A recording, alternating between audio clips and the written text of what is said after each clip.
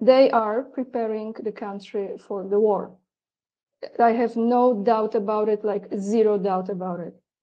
I would like you to, because I know many Polish people will be watching this video, I would like you to tell those Polish people now, if you can. If you want to play the game, if you want to go bark at the big dog and pretend you want to bite the big dog, don't be surprised when the big dog turns around and snaps your head off, because that's what's going to happen to you. Hey, Poland, you picked the wrong side. Should have picked the winning team. You're on the losing team. Major conflict. However, Polish-speaking President Duda just announced huge changes in the command system of the armed forces. And it happened on August 14th, which is the day before this parade. And what is this? I actually recorded video about it. The presidential bill was submitted to Polish parliament, that is called Sejm, and it mentions, for example, introduction by the heads of the state, such as president and prime minister, for example, of a state of readiness of the armed forces, and martial law will not be needed for this, Scott. There are two types of readiness stated in that bill. One is a constant readiness, and another is not that constant, but still readiness. And they are preparing the country for the war. I have no doubt about it, like zero doubt about it. I would like you to, because I know many Polish people will be watching this video, I would like you to tell those Polish people now, if you can, if Russia is in the position and situation when they launch just one strike on Poland as a result of reacting to something, and they create this buffer zone. What would this mean for the people, for the country? Not maybe every country in Europe, but particularly for Poland. What would this mean? Well, I would just ask people in Poland to open up their history books and see what it means to be Poland, geographically located where Poland is. You're sort of right in the middle of where armies transit. You know what it feels like to have a Russian army marching on your soil. You know what it feels like to have a French army marching on your soil, a German army marching on your soil, a Soviet army marching on your soil. You've been a battleground and you've paid the price. Your cities have been destroyed. Your farms have been left fallow because the farmers are dead. Your children have been parentless. Your children have grown up in orphanages. You've seen your population decimated time after time after time. You're finally in a position of prosperity and continued prosperity. You are part of a European community that one had hoped had foregone the concept of European conflict, and yet you're promoting it right now. Russia isn't threatening Poland at all. Zero. Russia has not issued one threat to Poland. Russian troops aren't threatening to go into Poland at all. Russia doesn't want to go into Poland. Neither does Belarus. They don't threaten Poland at all. Poland is the only nation here that is vocalizing threats. You don't see Belarus going into general mobilization or advanced states of readiness because of the Polish threat, and yet Poland is the only nation threatening anybody. It's Poland that's threatening. There's a, fool around, find out, play, stupid games, win stupid prizes. I could go on and on and on. Hey, Poland, you're playing a stupid game and you're going to get a stupid prize, but that prize is going to be measured in dead Polish citizens, in destroyed Polish cities. Russia doesn't fool around. If you want to play the game, if you want to go bark at the big dog and pretend you want to bite the big dog, don't be surprised when the big dog turns around and snaps your head off, because that's what's going to happen to you. And in this case, it isn't going to be the kind of damage that can be undone in a decade or two. It's not going to be like the rebuilding of Warsaw. I bet there's still people alive in Poland that remember the destruction of Warsaw and understood what it took to rebuild Warsaw, and how painful that experience was to see a new city rise out of the ashes of an old city that you once loved and lived in. No, Poland will become a radioactive wasteland, because the next war, if it's fought between NATO and Russia, will be a nuclear war. And Poland will probably be among the first nations because it has opted to be the forward edge of the battle zone for NATO against Russia.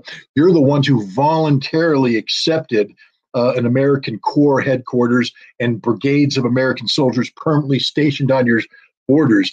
Those soldiers aren't there as tourists. They're not there to shake your hand. They're there because NATO is posturing in an aggressive manner against Russia.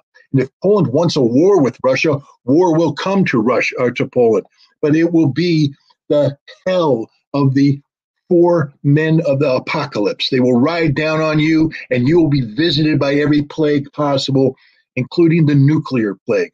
Poland will be terminated as a nation state. So think about that as you head to your election and you vote for who's going to govern you. Because if you vote for the people that are currently in power, they're positioning Poland to be wiped off the face of the earth. I don't care, because I've gotten on with my life. Russia just was part of this BRICS meeting. 6 new members. Could have been more, but they picked 6. They're growing in a major way, redefining the global interaction.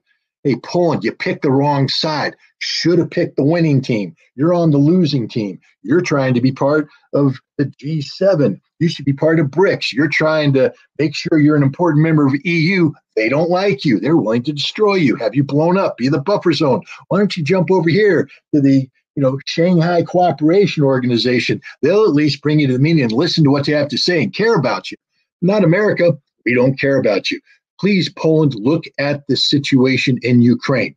Do you not understand that we simply sacrificed 400,000 Ukrainian soldiers for nothing? That we don't care? There's not a single American crying. There's not anything going on in America because our hearts don't feel it, because we don't care. And if you think that we care about you, but we don't care about the Ukrainians, you're wrong. You're the same. You're the exact same thing in our minds. You're Eastern Slavs. You don't matter. We don't like you. We just want to use you for our edification, for our glory. And once we're done with you, once you've lost your utility, we will flush you down the same cesspool hole that we flushed Ukraine down. That's what you need to understand. We're not here for you. We don't care about you. We don't want to do good by you. You exist to please us.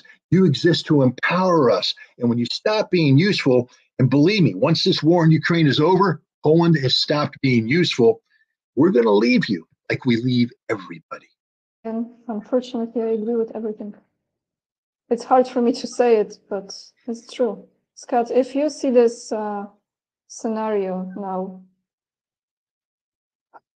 do you think there will be any attempts from Polish side to, I don't even know how to frame this question. How do you see this really going at this moment? Because it doesn't look they are calming down. Actually, they might be slightly, because now they focus on the election coming, but after, full steam ahead, in my opinion. They're changing the laws as we are here, So how do you see this from your expertise looking at it? How this might go? Well, again, I still believe that the Polish senior officers know the reality, that not a single one of them is self-delusional enough to believe that they can fight the Russians in a stand-up fight and prevail, that they will die. Look, any good military officer, given the task of defending his or her country, will say we need to be prepared to defend Poland from all threats. So if Russia wants to invade, then we need to be prepared to defend ourselves from any Russian invasion or Belarusian incursion. That's cool. I'm with that. But that's not what they're talking about. They're talking about having Polish forces advance into Western Ukraine, for Polish forces to impose their will on Ukrainian territory in a manner which could lead to conflict with Russia, in which case Poland will die. That's a whole different kind of war that's going on. And no Polish general worth his salt or her salt is going to say, yeah, we're good with that. They would all, I believe, give the same counsel. Sir, we're years away from doing that. We need billions of dollars of investment in equipment, training. We need to restructure our entire armed forces, et cetera. That's not going to happen between now and the Polish election. So what's happening right now, I believe, is posturing done by the Polish government to instill fear into the Polish people so that they vote for the Polish government that's currently in power to protect them. They're exploiting your ignorance. They're exploiting your fear. They're posturing in a way because everything they're doing, none of it's going to create a military capable of defeating the Russians. All of it's done, I believe, just to flex muscle. To be, if you're going to say a threat exists, you have to at least pretend that you're trying to prepare to beat that threat. And that's what I see that's happening. I think that they're trying to instill a sense of fear by passing laws that indicate a threat exists worthy of changing the laws to respond to it. To have these military parades, to buy these new tanks from South Korea and other equipment. But I just think it's posturing. I could be wrong, of course, but I don't see Poland actually trying to commit suicide, which trying to build a military that could fight the Russians is suicide. I see this is a Polish government, and from what I'm reading, I could be wrong again. I don't have my thumb on the pulse of Poland. But there's a chance they could lose this election. It's not a guaranteed victory for them. They're worried. And so I see them doing things designed to reinforce the postures that they've been taking over the past couple of years to say everything we did was right because there's this Russian threat. We now do need to redouble our commitment to security, and we're the guys you have to trust. But my understanding is that there is some pushback within Poland on this, and that these guys are feeling as if they don't continue to play to their strength, the other side could challenge them effectively at the polls. You might tell me that I'm smoking dope and I'm wrong, and that the government is strong as it's ever been. But my feeling is that they're running a little scared, and that's why they're doing these extreme policies.